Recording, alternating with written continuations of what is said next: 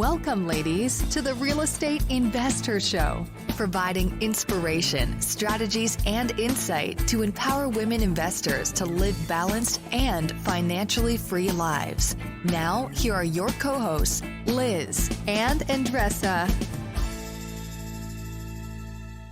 Welcome back, everyone. This is Liz. And this is Andressa.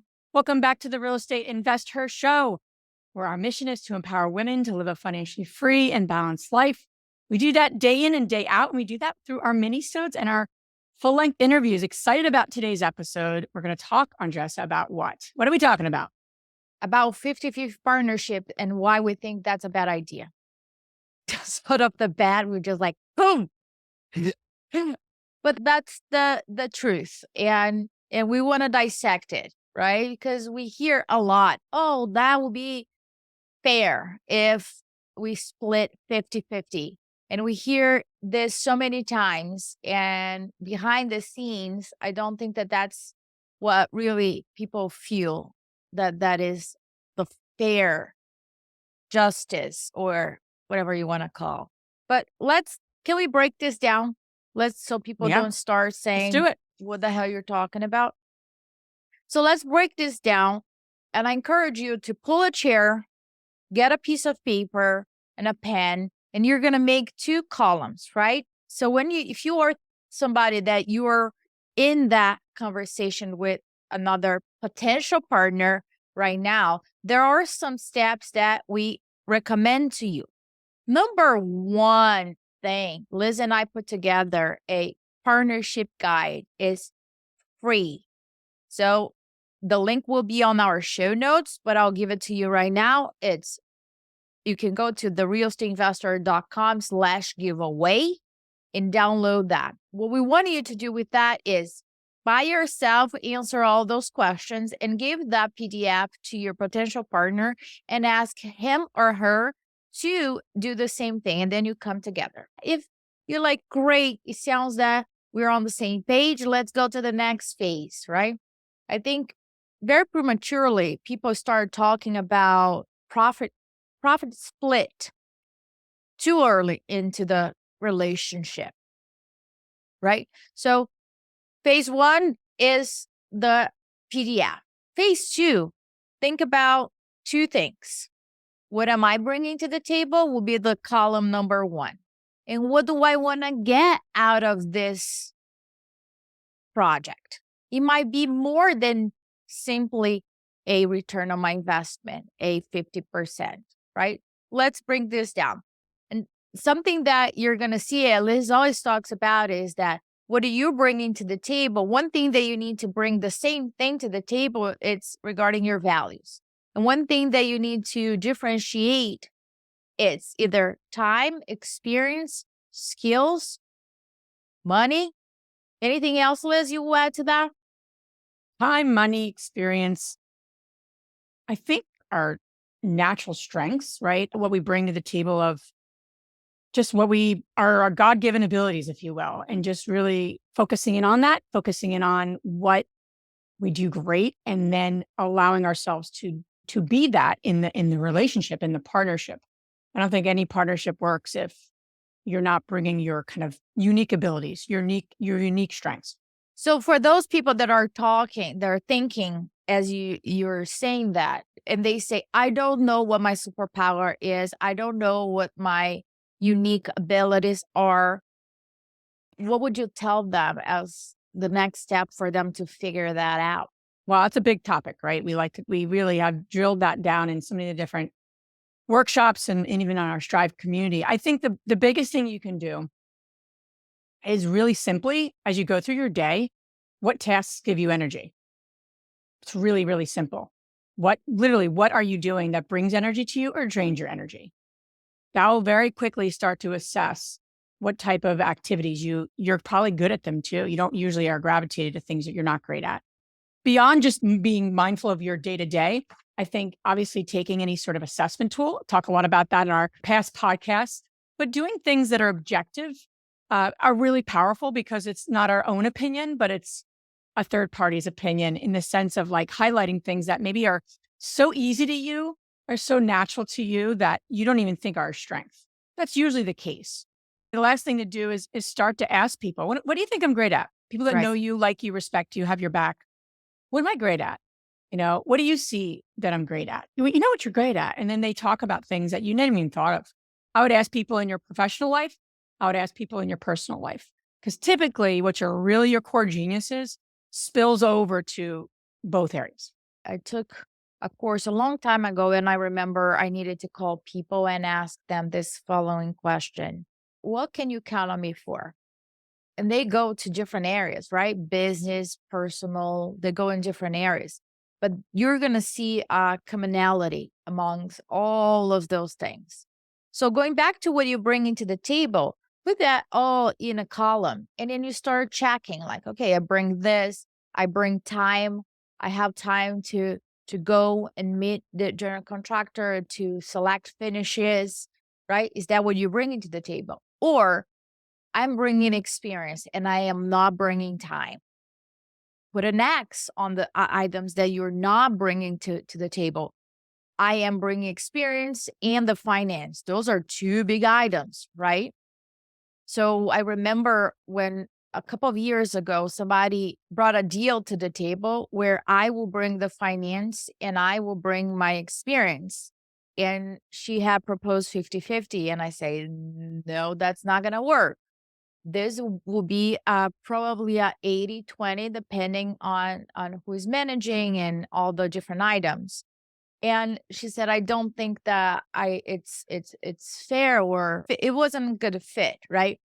And I said, that's fine, but I cannot discount my experience and what I'm bringing to the table here in this situation, right?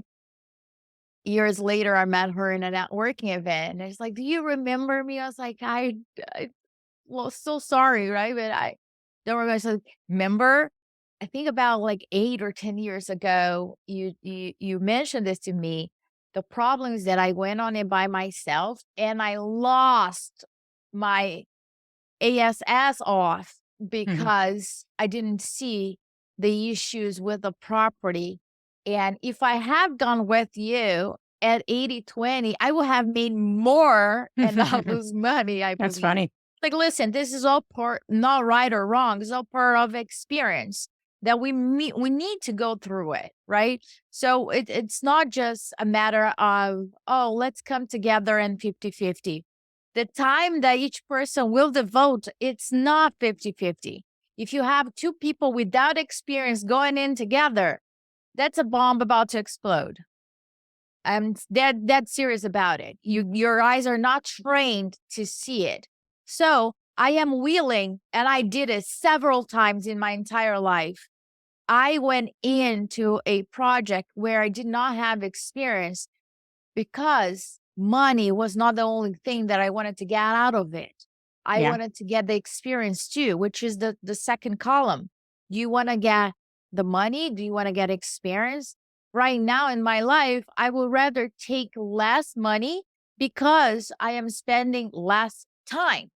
If I am taking a lot of my time, you bet my profit at the end needs to be much higher than before. Liz, I remember, right? I cannot be what's called hypocrite Yeah. and say, wait a minute, you telling me right now they never did 50-50. We did. We did 50-50 several times. So let's share with them, Liz, an example of one project that we did 50-50 and it worked out very well. Let's use Hope Street as an example. Sure. So we were doing 3 new constructions. Why did we do 50-50 on that list? I think the value of 50-50 and the value of it for that particular project is that you're bringing something at an equal value. Yes. And I think that's what you really need to consider. It's numbers. So that's the best way to evaluate it is if it's 50-50, you should be bringing your equal like baggage, not baggage in a bad way, but baggage to the table or value to the table so that you can execute the project. I think the other ownership piece of it is there is a level of ownership when you do have 50-50. You're kind of, arm in arm, right? You're in it together. Someone doesn't have one foot in and one foot out. And when you do have a different percentage, there's a different element, right? 80-20, or especially in syndications and general partners and limited partners, and who's really, active, if you will. So I think the 50-50 always shows also how active someone is in the partnership. And we brought that, right? We were bringing our own value. We were both very active in the project in different ways and had our own particular lanes and stayed in those lanes. And it Yes. worked. Yes. So when you're talking about ownership, I want to make sure that people understand that. Ownership, she's not talking about, okay, we're both owners, right? But describe this a little bit more, Liz. Like people are owning their lane, their task. In our case, Matt owned you own the beginning of it, of the Correct. project, the Yeah. resourcing of it. Finding it. Yeah. Getting the deal underway, right? Through And then relationships. after, when the ball went to whose court? Matt's. So then Matt really was there to really put together the financing, both bank financing and private money, which usually a lot of projects need both, right? So it's not just one or the other, between relationships and all those sort of things, right? So really putting the deal together from a financing perspective so that we can get to the closing table.